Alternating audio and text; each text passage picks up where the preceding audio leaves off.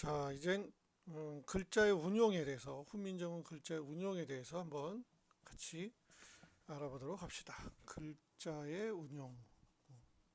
그러니까 글자를 만드셨으니까 그 글자를 어떻게 써야 되는지에 대한 생각을 갖고 그런 예를 들어, 들어서 보여주신 것 같습니다. 자, 그럼 글자의 운용이라는 게 첫 번째 뭐가 있느냐? 연서법이 있습니다. 연이 이을 연자거든요. 그래서 연서법이라는 것은 이어쓰기입니다. 이어쓰기. 이어쓰기라고 되어 있는데 적기가 아니라 쓰기입니다. 적는 건 철이고요. 연설은 이어쓴다는 건데 이건 무슨 소리냐면 순음 밑에다가 순음이라는 건 미음, 비읍, 그리고 피읍.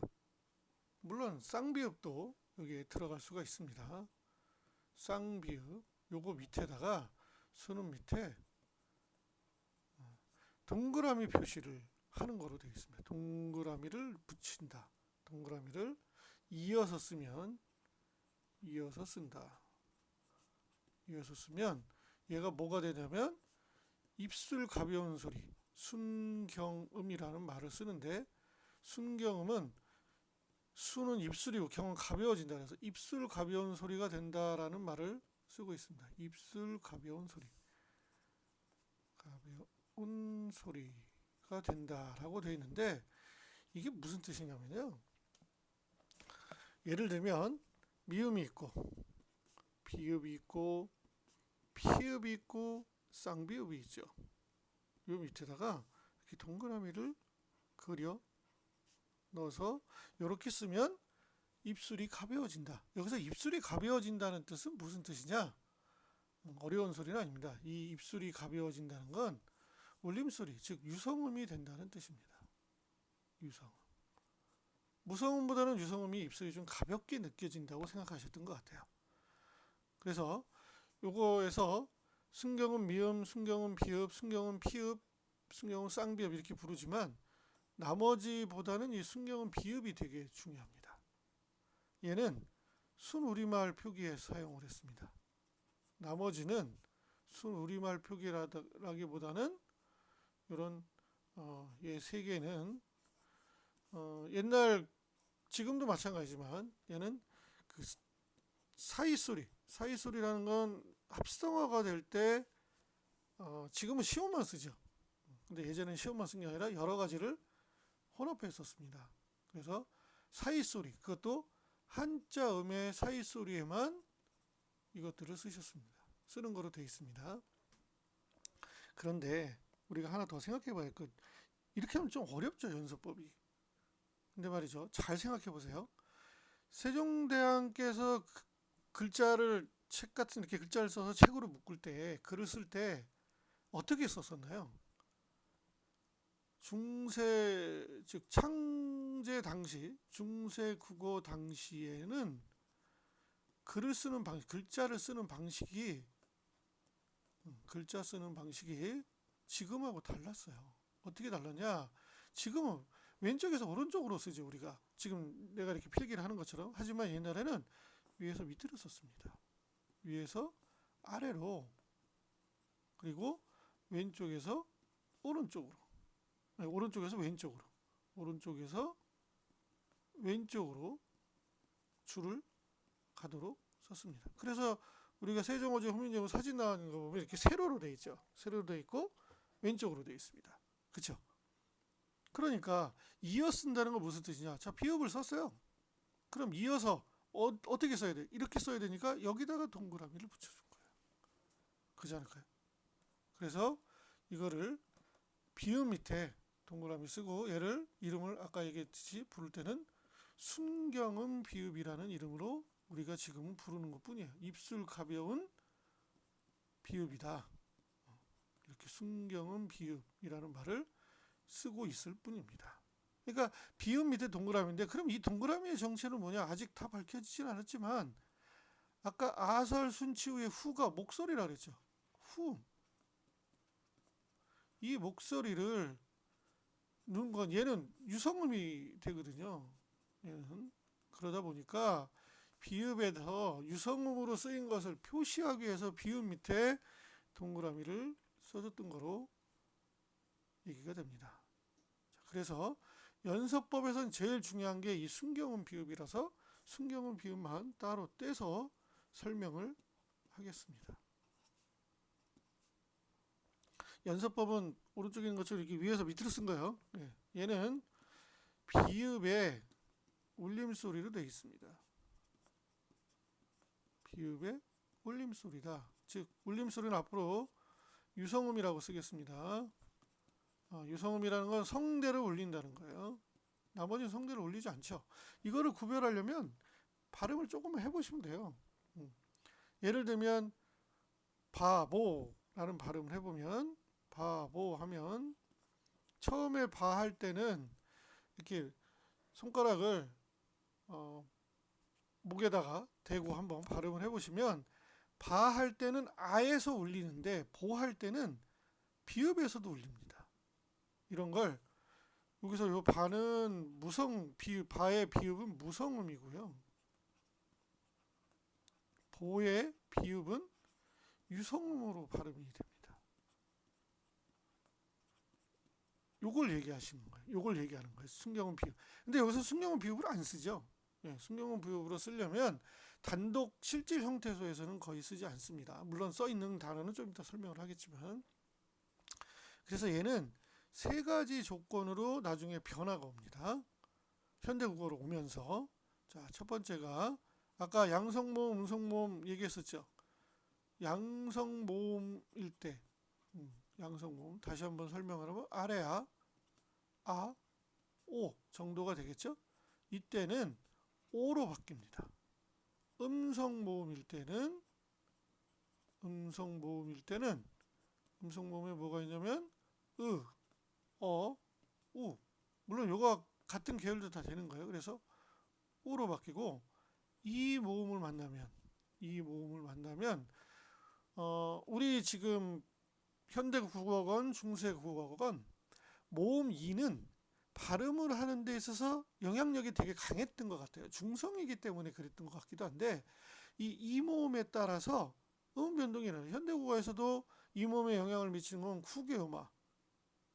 그 다음에 두음 법칙도 이 모음에 영향을 받습니다. 그 다음에 이 모음 순행동화라는 것도 있고 역행동화라는 것도 있어서 동화 현상이 있는데 물론 학교 교과서에서는 안 배웁니다.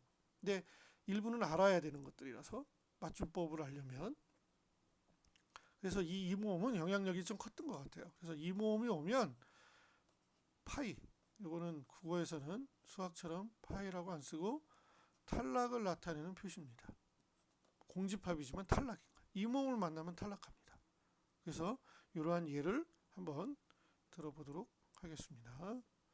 자, 예를 들어보면 우리가 지금 서울이라는 단어를 쓰는데 그 서울이라는 단어의 뿌리가 뭐냐면 이렇게 써 있습니다. 문헌상에 뭐 굳이 읽는다면 세벌 이렇게 있겠죠. 그런데 아까 내가 종성규칙을 설명할 때 뭐라 그랬냐면요, 발음과 표기가 일치한다 그랬어요. 그렇죠? 그러면 순경음 비읍으로 되려면 얘가 조건이 있는데 그건 다시 한번 설명할게요. 이 글자로부터 왔을 거라는 예상이 되죠. 왜냐하면 이 글자인데 이렇게 세벌이라고 써 있는 건데 실제로 발음할 때는 세벌 이렇게 발음하니까 얘가 비읍이 순경음 비읍으로 바뀌었어요. 이해하시겠어요? 자, 다시 한번 이 비읍이 순경음 비읍으로 변하고 온 거예요. 울림소리가 된 걸 비읍 밑에 동그라미를 후음을 붙여준 느낌으로 갔으니까.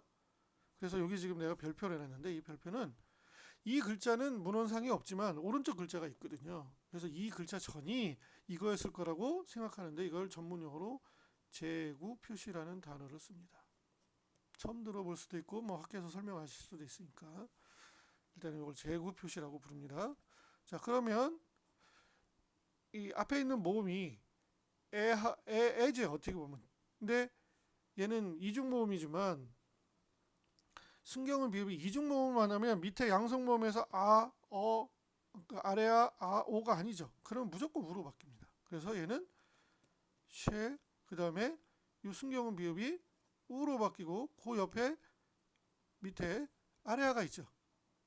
아래아가 있잖아요. 그러면 이 두 개 중에서 이게 축약이 안 된다고 생각이 들면 하나가 버려져야 돼요. 그럼 우하고 아래하고 음가가 뭐가 강하냐? 당연히 우가 강합니다. 그래서 우로 바뀌고 아래하는 탈락, 얘는 탈락이에요. 그러면 탈락되고 밑에 리을까지 그대로 붙이면 쉐울이 됐고 얘가 여로 바뀌어서 셔울 했다가 서울로 바뀝니다. 그래서 이건 뭘 나타내냐면 서라벌이에요. 서라벌. 서라벌은 새로운 벌판이라는 뜻의 우리말을 한자어로의 음을 빌려서 기록한 거예요. 서라벌. 이게 서라벌 경주죠. 그러니까 우리가 지금 서울하는 건 신라시대 때의 서라벌. 그래서 원래는 서울이라는 뜻은 경주인데 신라시대 때 거기가 도읍이었었잖아요. 그래서 서울이라는 단어를 지금도 우리가 쓰고 있는 겁니다. 새로운 벌판이라는 뜻입니다. 원래는. 자, 그런데 여기서 이제 한 가지 의문이 생기는 게 분명히 비읍인데 왜 순경음 비읍으로 왜 바뀌어요? 도대체 무슨 조건이길래 바뀌어요? 라는 의문을 가질 수가 있습니다. 만약에 없었다면 가지셔야 됩니다. 이런 걸 지금은 안 배웁니다. 고전어법에선 유성음화 현상이라고 부릅니다. 유성음화 현상. 유성음은 아까 울림소리라고 했죠. 그래서 울림소리 대기 현상이라고도 부릅니다. 울림소리 대기. 유성음이 울림소리라고 했으니까요. 대기가 한자어로 화자겠죠. 이건 뭐냐면 자음 중에서 기역, 디귿, 비읍, 시옷, 지읒도 있겠지만 이렇게 네 가지만 일단 봤을 때 얘들이 앞에가 유성음. 자, 유성음은 우리가 뭘 볼 수 있냐면 모든 모음은 유성음이에요. 그 다음에 자음 중에서는 학교에서 노란 양말로 가르치는 리을, 미음, 이응, 이응이겠죠. 이때는 옛이응으로 써야 되겠지. 또 뒤에도 똑같은 유성음이 온다면 유성음 앞에 써 있으니까 모음이나 울림소리가 자음이 니은, 리을, 미음이 오면 얘들이 발음이 변해요. 어떻게 변하냐면 자, 요게 발음 기호로 굳이 쓴다면 써볼게요. 그러면 이건 K로 쓰겠죠. 얘는 T로 쓰고 얘는 P로 쓰며 얘는 S로 씁니다. 요게 요 조건이 되면 어떻게 바뀌느냐? 같은 기억인데 발음할 때는 G로 바뀌는 거예요. 우리 감기할 때 G로 바뀌죠. 네, 그런 뜻이고요.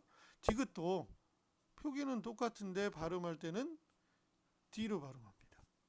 그 다음에 비읍은 바뀌는 걸 표시를 해줬다 그랬죠. 여기다 동그라미 써요.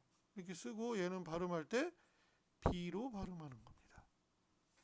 시옷도 변합니다. 이렇게 반치음, 아까 반치음 했었죠. 그래서 얘는 Z 발음으로 이렇게 표기가 변하고 오는데 이런 현상을 유성음화 현상이라고 합니다. 이걸 모르면 이 순경음 비읍과 반치음에 대한 이야기를 이해할 수가 없어요. 이 부분을. 그래서 요거는 실제로 수능 모의고사에 나왔던 부분입니다. 근데 학교에서는 이 유성음화 현상을 가르쳐 주지 않기 때문에 이 순경음 비읍이 어떻게 왜 일어나는지에 대해서 정확히 모를 수도 있어요. 그래서 그거를 설명을 한 거니까 잘 이해해 보시기 바랍니다. 자, 그러면 이번에는 이 순경음 비읍의 현상이 여기에 지금 이렇게 변화했잖아요. 요 변했는데 특히 요 두 개, 위에 있는 두 개는 현대 국어에서 뭐로 바뀌냐면 비읍 불규칙 용언이라는 말로 바뀌어서 쓰입니다. 현대 문법에서요. 비읍 불규칙 용언이니까 활용한다는 뜻입니다. 그래서 예를 들면 돕다 에다가 모음이 왔을 때 아가 붙었어요. 그러면 얘를 소리 나는 대로 그 전에 쓴다 그랬죠. 그러면 도, 바가 되죠. 그런데 도의 오가 모음이고 울림소리죠. 유성음, 아가 유성음이죠. 그러니까 얘 비읍이 유성음으로 해도 바뀌라는 거예요. 위에 유성음화 현상에 의해서. 그래서 비읍 밑에 동그라미를 써서 이렇게 써 있는 기록이 있습니다. 그래서 이를 둬봐. 사실은 이 순경음 비읍은 아직도 경상도 사투리에 남아 있어요.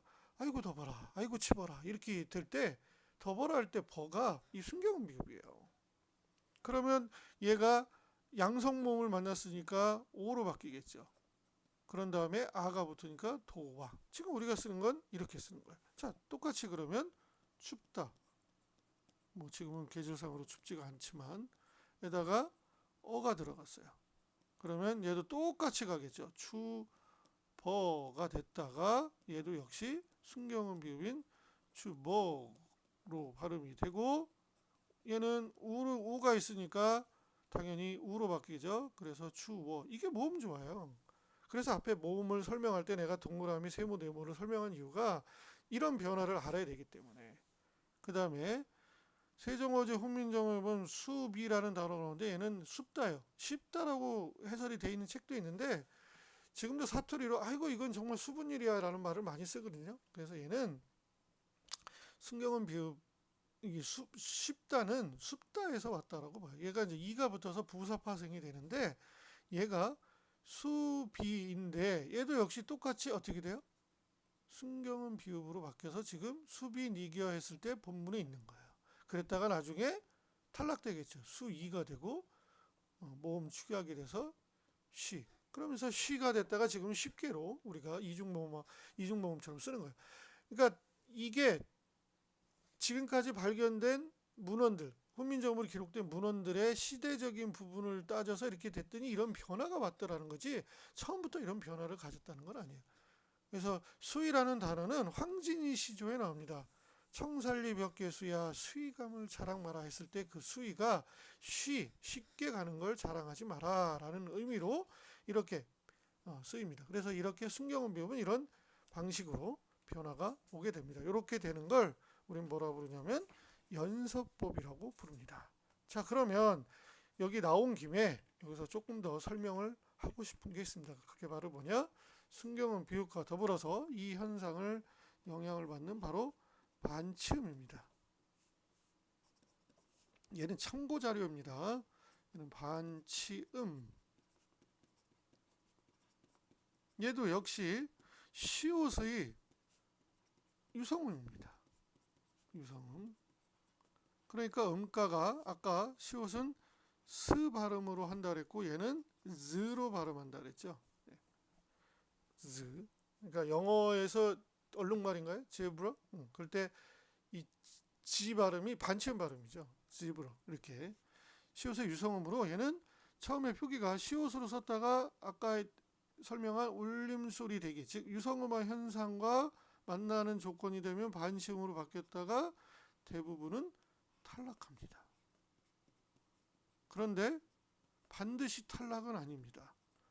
어떤 경우는 시옷으로 다시 살아나는 경우도 있어요.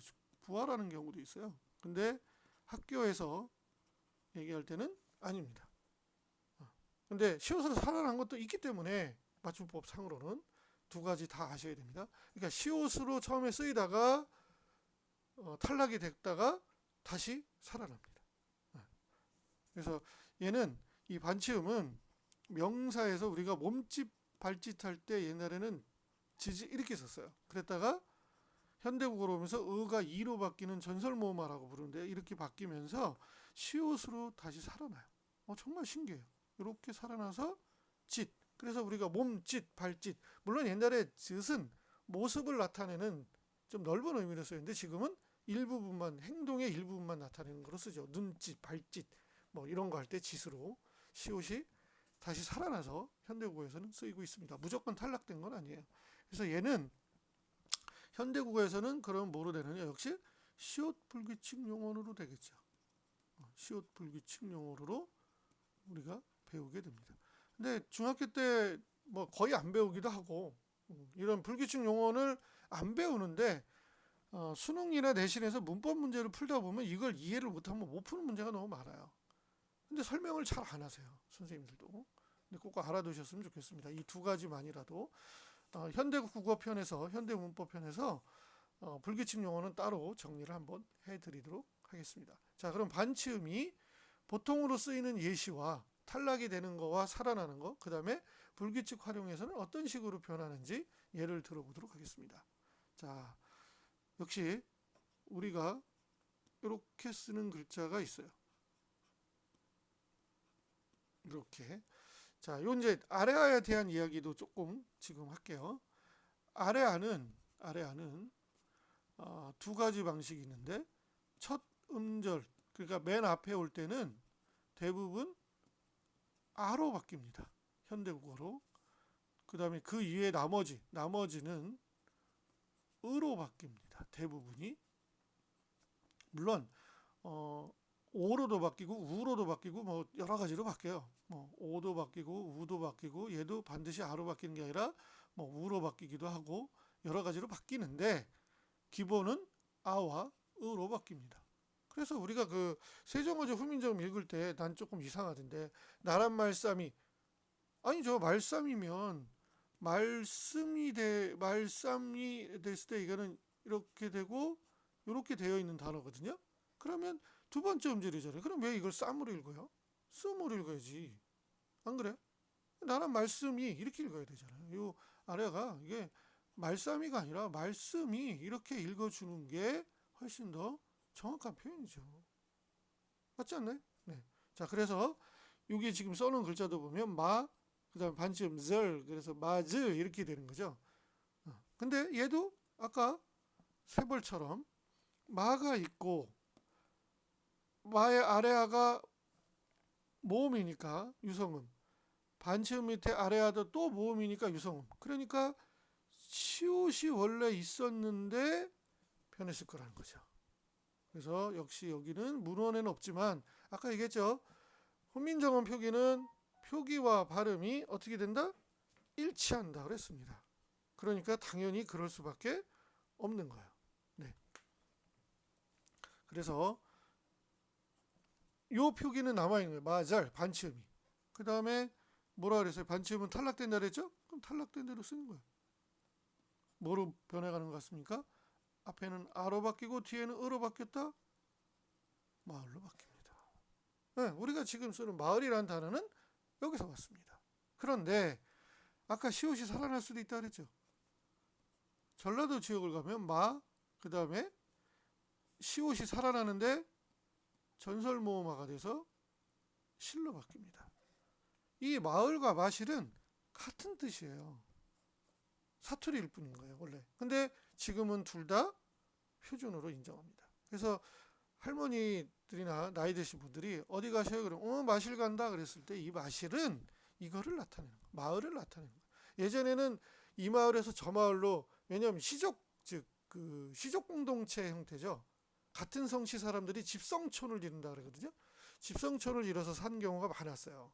그런데 다른 마을을 간다는 건 예전에 무슨 뜻이냐면 사실은 결혼할 사람 찾으러 가는 거예요. 어른들이 가서 미리 결혼할 사람을 보러 가는 경우가 훨씬 더 많았어요. 옛날에는. 그럴 일 이외에는 다른 마을에 가기가 쉽지 않았었어요. 같은 성씨끼리 결혼하면 문제야. 동성동본이 결혼하면 문제가 생기는 걸 알았기 때문에 다른 성씨의 사람들 지역에 가서 그 지역의 가문, 아까 얘기한 가문이죠. 그 가문이 어떤지를 보고 그쪽으로 이제 결혼할 사람을 찾으러 간다는 의미가 옛날에는 그게 마실 간다는 건데, 지금은 뭐 놀러 간다든가 아니면 산책을 간다든가 이럴 때도 마실 간다는 의미로 확장돼서 쓰이는 것 뿐입니다. 자, 이것만 있느냐? 다른 것도 있어요. 어떤 게 있느냐 하면 가살이 아니라 가슬이겠죠. 그러면 얘도 제곱 표시가 있고, 자, 그럼 가슬이니까 똑같이 가절, 그러면 자, 여기까지만 봐도 어떤 글자로 바뀌는지 알 수 있겠죠. 네, 맞습니다. 바로 가을입니다. 가을이라는 단어도 이렇게 왔어요. 그러니까 이거를 좀 알면, 그러면 우리가 시조나 읽을 때 이런 표현들이 지금 많이 남아 있거든요. 가을이라고 그냥 읽으면 돼요. 현대어로 금방 이해할 수 있잖아요. 변화가 온 음운 변동에 의해서 표기의 변동이 온 거니까. 그 다음에 친구 중에 있는지 모르겠지만 요 글자를 볼까요? 얘는 다점이었다가 다음이 돼서 다음으로 바뀌어야 되는데 포털사이트 다음이 나는 이 뜻인 줄 알았더니 그게 아니래요. 그리고 우리가 말하는 다음, 넥스트라는 영어 다음 쓸 때도 지금은 이걸 안 쓴대요. 다음은 없어져서 사라지고 오히려 시옷이 살아난 경우에요. 그 다음에 시옷이 살아나고 아래아가 오로 바뀐답니다. 다솜. 그래서 다솜으로. 지금 그 옛날 애기들 이름이나 이렇게 사람 이름에 보면 다솜아 그러는 다솜 있죠? 예, 이게 여기서 나온 건데 얘는 우리말로 사랑이라는 의미를 가진 단어랍니다. 사랑. 그러니까 옛말로 다솜은 사랑이라는 의미로 쓰인 거죠. 그러니까 뭐 옛날 추성훈인가요? 그 추사랑이 있는데 걔는 우리말로 하면 다솜이죠. 사랑도 우리말로 되어 있지만 다솜도 고로 썼죠. 네, 이런 거를 좀 이렇게 변해가는 것을 알 수가 있어요. 요거는 이제 명사인 경우고요. 네.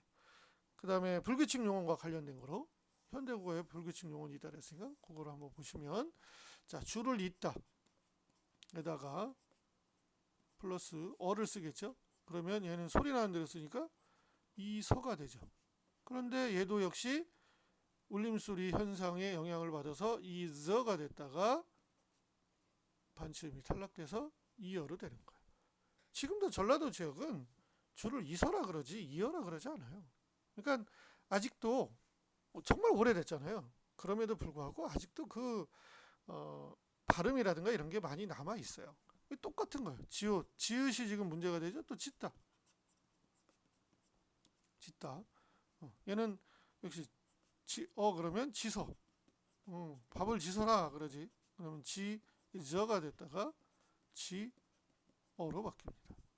또는 줄을 긋다에다가 얘는 은이를 붙여볼까요? 그러면 그스니, 그즈니, 그은이 이렇게 바뀌는 겁니다. 이해할 수 있겠죠? 네, 전부 다 시옷이 문제가 생겨서 시옷 불규칙 용언이라 부르고 조건은 여기도 보시는 것처럼 전부 다 이렇게 모음을 만날 때입니다. 모음을 만나야만 용언에 불규칙이 생깁니다. 우리 국어에서는 그렇습니다. 영어에도 불규칙 동사 엄청 많잖아요. 프랑스어는 더 많아요. 그러니까 이게 바로 순경은 비읍은 연서법인 거고요. 반치음은 연서법은 아니에요. 근데 어차피 반치음도 비슷한 형태의 성향을 띠기 때문에 같이 설명한 겁니다. 실제로 아까 수능 모의고사 나왔었다 그랬죠?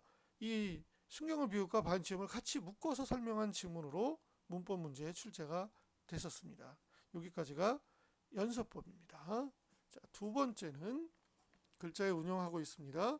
병서법이라는 게 있습니다. 병서법. 병은 나란히 병자입니다. 한자로. 그래서 나란히 쓰기. 우리 건전지 연결할 때 병렬이라고 쓰죠. 그 병렬이 나란히 연결한다는 뜻이에요. 병서법. 그래서 이 병서법은 초성하고 종성이니까 자음에만 해당이 되는 거라서 얘는 초성과 종성만 해당이 됩니다. 종성을 어떻게 쓸 것이냐. 그러니까 부족한 걸 더 메꾸는 거죠. 그래서 얘는 각자병서와 하병병서라는 게 있습니다. 각자병서와 하병병서. 각자병서는 현대어로는 쌍자음을 얘기합니다. 하병병서는 현대어에는 없습니다. 하병병서 법으로 씁니다. 그래서 각자병서는 이렇게 기역을 두 번. 기역만 있는 건 아니었어요. 옛날에는 니은도 있었고요. 디귿도 있었고 지금 현대국어처럼 비읍 있고 시옷 있고 이응도 두 개짜리가 있었고 히읗도 두 개짜리가 있었어요. 이건 현대국어에서는 지금 까따빠싸 쌍지읒도 있군요. 쌍지읒까지 5개. 즉 쌍기역, 쌍디귿, 쌍비읍, 쌍시옷, 쌍지읒은 현대국어에도 있죠. 이렇게 동그라미 친 것들은 현대국어에서는 얘는 된소리로 이야기합니다. 즉 경음이죠. 경음. 겹자음이라고도 부릅니다. 경음이라고 얘기합니다. 이때는 지금처럼 까딱바싸짜 이렇게 발음 안 했고요. 기역을 길게 발음했습니다. 이렇게 이렇게 길게 발음했다라고 생각하시면 됩니다. 이렇게 나란히 쓰는 방식이 있었고요. 합영병서가 있는데 합영병서도 세 가지가 있었습니다. 그래서 세 가지가 일단 비읍계열, 비읍을 쓰고 그 다음에 쓰는 거로 시옷계열, 그 다음에 비읍시옷계열 이렇게 두 개를 합친 세 가지가 있었습니다. 참 우리 조상들은 3이라는 숫자 엄청 좋아했던 것 같아요. 비읍계열은 어떤 식으로 써있냐면 비읍 다음에 디귿이 붙어 있죠. 또는 비읍 다음에 시옷도 붙어 있고, 비읍 다음에 시옷, 비읍 시옷도 있고, 비읍 지읒도 있고요. 비읍 티읕도 있습니다. 이런 거. 그 다음에 시옷은 시옷 기역, 시옷 디귿, 시옷 피읍 이렇게 되어 있습니다. 그다음 비읍 시옷은 비읍 시옷 기역, 비읍 시옷 디귿 이렇게 있었습니다. 비읍 시옷 디귿 이런 건 발음 못하죠.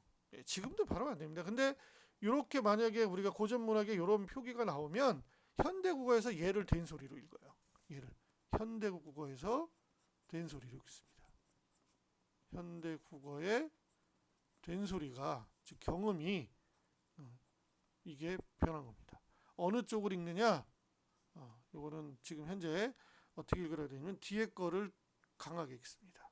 뒤에 거를 이렇게 강하게 읽습니다. 그래서 뭐 예를 들면 이거는 못 읽어요. 얘는 못 읽고 비읍 디귿 이렇게 쓰면 현대 국어로 얘는 뜻이라는 의미고, 그 다음에 비읍 시옷 아래야 리을을 쓰면 현대 국어는 얘가 뒤에 걸 된소리 읽으니까 현대 국어는 쌀입니다. 이해되죠? 참고로 이 쌀을 보면 우리가 그 좁쌀이라고 부르는 거 있죠. 그거는 조라는 곡식이에요. 거기에다가 이렇게 쌀이 붙은 거예요. 이렇게. 그래서 원래는 조쌀이라고 써야 되는데 이 비읍이 애매하잖아요. 그래서 이 비읍을 여기다 붙여서 좁쌀이 된 거예요. 그러니까 쌀이라는 단어 앞에 있는 비읍 받침은 전부 다 옛날 고어인 비읍 시옷 쌀이라는 단어에서 합성어가 되면서 생긴 현상이라고 보시면 되겠습니다. 자, 그러면 이 합영병서를 초성에다 썼거든요. 종성보다는. 그래서 초성에 썼을 때 얘를 따로 부르는 이름이 나중에 학자들이 붙인 거예요. 얘를 뭐라고 불렀냐면 두, 자, 군. 그래서 나중에 보면 중세국어 때는 어두자음군이 쓰였다라는 것은 합영병사가 초성으로 쓰였다라고 생각하시면 될 겁니다. 이해하실 수 있겠어요? 네. 자, 이번엔 세 번째는 뭐냐? 부서법입니다. 아까 한번 간단하게 설명을 했지만 그래도 부서법, 부는 붙인다라는 뜻이에요. 여기서 서는 쓴다는 뜻입니다. 사용하다 이런 뜻이에요. 옛날에는 사용하다 하고 그 다음에 모자를 쓰다 또는 입에 쓰다 이런 것들이 표기가 달랐습니다. 그러니까 지금 그냥 쓰다 하나로 통일해 쓰지만 옛날에는 표기가 완전히 달랐습니다. 부서법은 일단 붙여쓰기. 이 쓰기라는 단어가 다른 것은 나중에 세종어제 훈민정음 설명할 때 그때 그 단어가 나오기 때문에 그때 다시 하도록 하겠습니다. 자, 이 부서법, 붙여쓰기. 아까 얘기한 대로 하나는 우서법, 하나는 하서법이 있습니다. 그럼 그때 모음을 가지고 조금 설명을 한다면 자음이 있고, 자음이라는 건 초성이죠. 초성을 쓰고 그 다음에 모음을 붙일 때, 즉 중성이죠. 중성을 붙일 때 어떻게 붙이느냐, 어떤 모음들이 오느냐의 문제인 거예요. 그래서 이것들에는 자세히 보시면 금방 알 수 있는 것들이 우서법에는 이, 아, 야, 여, 어도 있었네. 예, 어까지 있네요. 예, 이, 아, 야, 여. 어도 여기다 집어넣을까요? 이렇게 이, 아, 야, 여는 자음의 오른쪽에 붙이는 모음이었고요. 하서법은 똑같은 거에다가 얘를 아래다 붙이는 거죠. 예, 우서법은 오른쪽에 붙인다. 오른쪽. 하서법은 아래. 얘는 오른쪽. 오른이라고 자꾸만 되네. 오른쪽.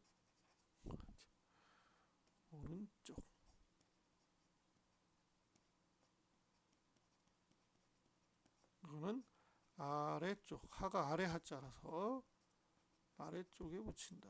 그래서 얘는 어떤 모음이냐면 아까 얘기했듯이 아래야. 그 다음에 오, 우, 요, 유 이렇게 되겠죠? 네. 됐나요? 네. 그러면 얘가 하나, 둘, 셋, 넷, 다섯. 하나, 둘, 셋. 뭐가 하나 빠졌죠? 어가 빠졌네요. 그래서 총 11개의 글자가 이렇게 쓰일 수 있도록 해놨습니다. 이게 바로 병서법과 부서법입니다. 자, 그 다음에 이제 네 번째가 성음법입니다. 성음법. 성은 음절을 만든다는 거예요. 음절을 만드는 방법. 즉 글자를 만들어서 쓰는 방법이겠죠. 지금 우리가 쓰는 거.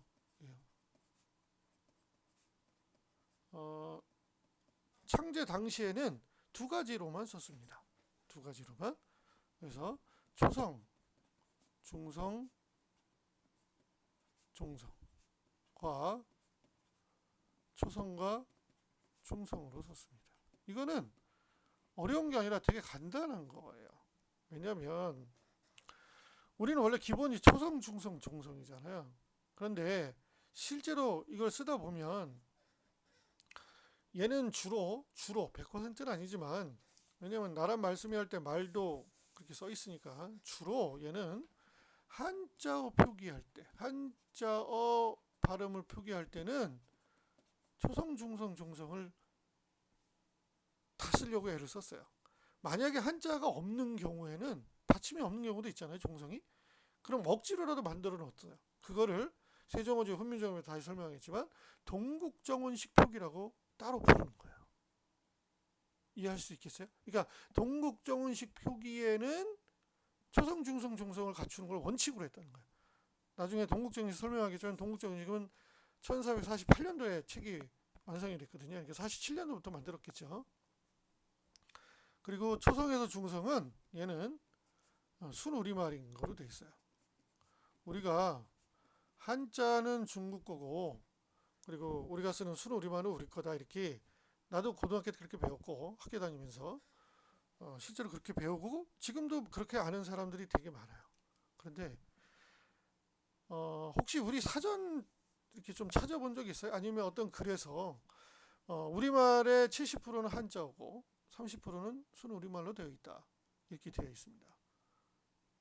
그런데 한번 생각해 보십시오.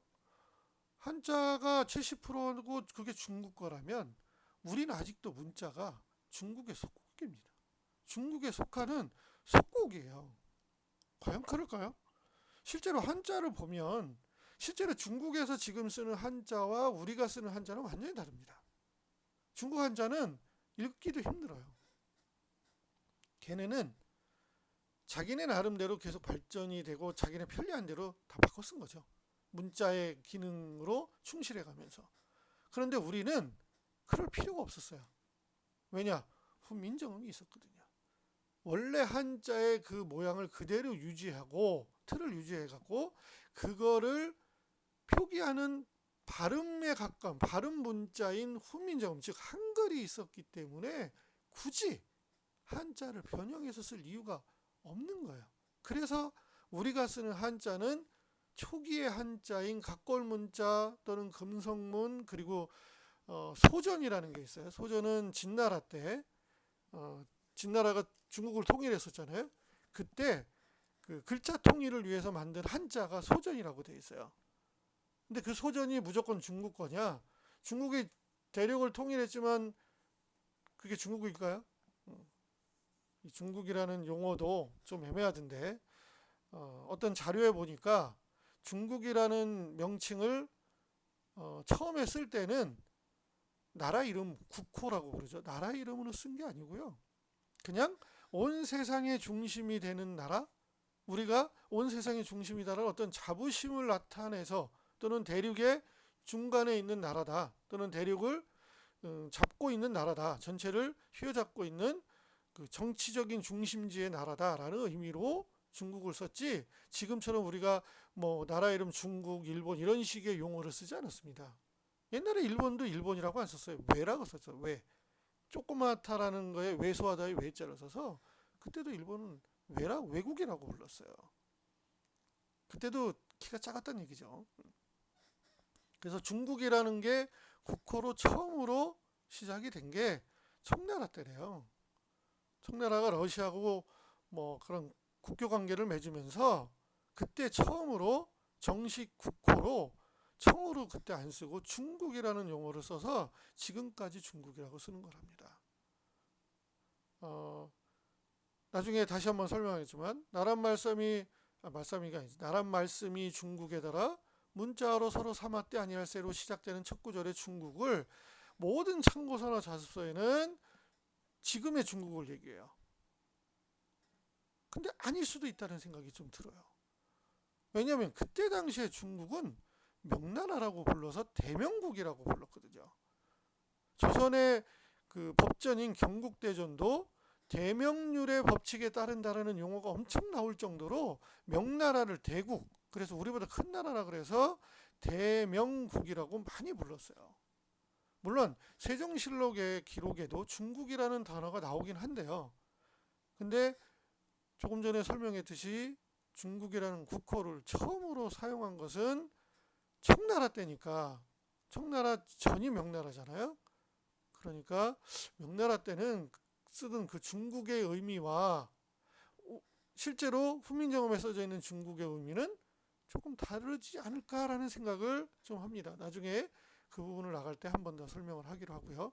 자, 어쨌건 왜 그러면 한자어는 초중종을 다 갖추고 써야 됐느냐? 자, 예를 들어 봅시다. 나는 국어니까 국어가 어렵다 했을 때 국어가, 그러면 얘를 이제 국어 밑에다 이렇게 한자로 국어라고 쓸 수가 있는 거죠. 네, 국어가. 그런데 얘를 훈민정음식으로 소리 나는 대로 한번 써볼까요? 국어가. 이렇게 옛날엔 표기를 할 수 있었겠죠. 근데 이거가 위에 있는 용의 의미하고 연결이 돼야 안 돼요? 안 되죠. 그래서 의사소통을 위한, 언어는 의사소통이니까요. 의사소통을 위해서는 한자를 소리나는 대로 쓰면, 즉 초성, 중성, 종성을 갖추지 않으면 의미 전달이 안 되는 거예요. 그러다 보니까 한자 표기에는 초성, 중성, 종성을 갖춰 쓰고 순우리말은 이어서 써도 의미에 크게 변화가 없다 그랬어요. 아까 구 뒤로 이렇게 써 있는 걸 소리난 대로 구 뒤로 쓴다 그래서 구 뒤가 구지가 안 되는 건 아니잖아요. 이해되죠? 네, 그래서 예전에 이렇게 성은법으로 썼던 거로 기억을 하고 그렇게 생각하시면 되겠습니다.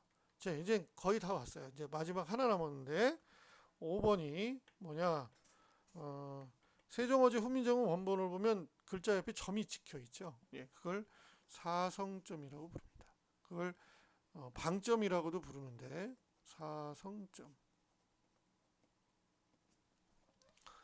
사성점인데 요거는 소리의 높고 낮음을, 소리의 고조를, 즉 발음, 소리의 고저를, 높고 낮음을, 강약보다는 고저를 점으로 표시했어요.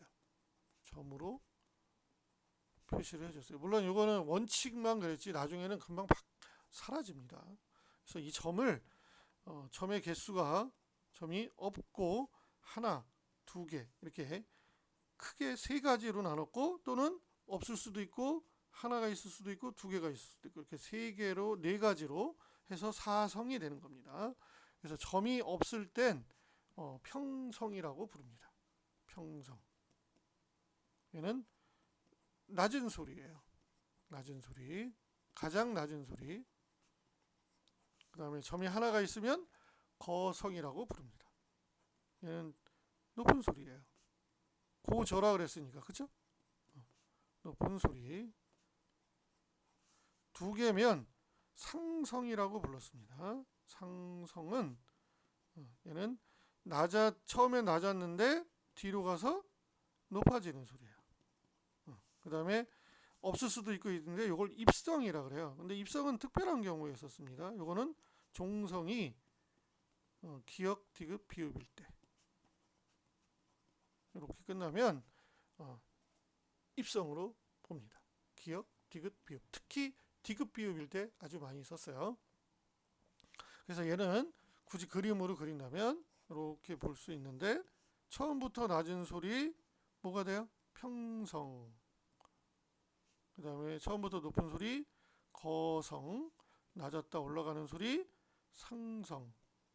그리고 종성이 기역, 디귿, 비읍인 걸 입성 표시해서 이렇게 글자가 있으면 나란 말씀이 할 때 말에다가 여기에 이렇게 앞에 왼쪽에 찍혀 있어요.